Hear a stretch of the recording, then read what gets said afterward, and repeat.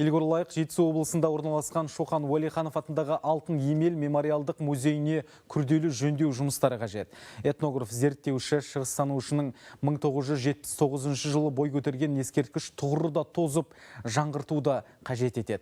Ал ғимаратқа соңғы рет жөндеу жұмыстары 2012 жылы жүргізілген. Қазіргі таңда төбесінен су ағып, экспонат сақтайтын көрмелер ескірген.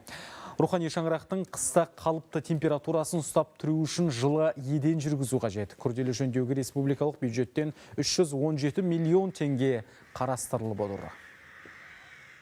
Музейдің сыртқы келбетін сақтай отырып реставрациялық жұмыстар жүргізіледі.